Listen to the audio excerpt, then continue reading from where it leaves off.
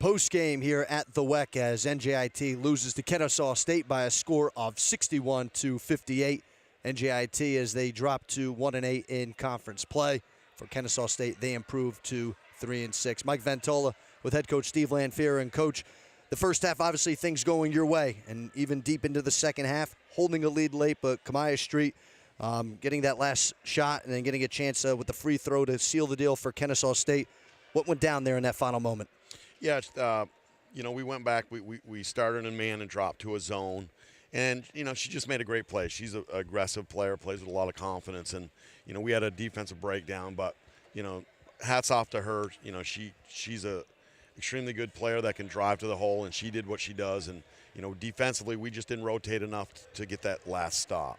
Now, I know for her and what she has done here throughout the year, obviously a big-time candidate to be ASUN Freshman of the Year. And, she did have 4 fouls there late in the game, and I know it looked like you tried to maybe find a way to get her fouled out.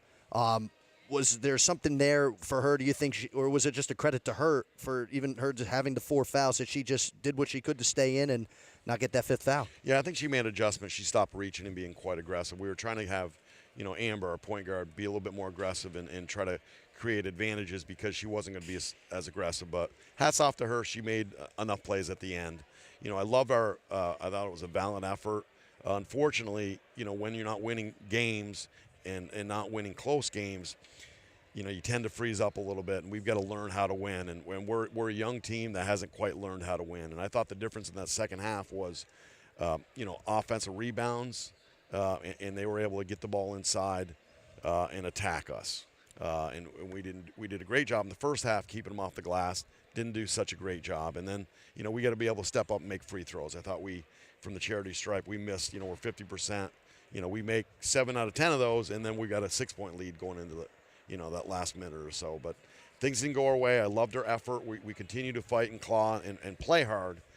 Just unfortunately came out of the short end tonight. Now, I did want to ask you, you mentioned about Amber Morgan. She, with her 10 points, I know 10 points doesn't seem like a lot, but for her, doesn't score all that often, tying a career high. It looked like, for a while there, throughout the early part of the game, she was, in a sense, not only leading, but even carrying the rest of your offense and setting up the rest of your players throughout the early part of the game. Yeah, she's a kid. She's got a great handle, and she, has a good sense for the game. And what I like about Amber is she's being aggressive now. She's looking for her shot a little bit, and she's distributing. She had, she had 6 assists, tonight or something like that, but only 1 turnover, and that's what we got to look for from a point guard. And, I thought Jill Libby played a tremendous game defensively, obviously getting 10 rebounds for us, fought her butt off, and we had a chance to win. And unfortunately, we came out on the short end. All right, Coach, you'll get a quick turnaround Saturday. Stetson comes in, and I know with just a couple of days of practice and trying to get prepared for Stetson, what are you going to look to work on with your team?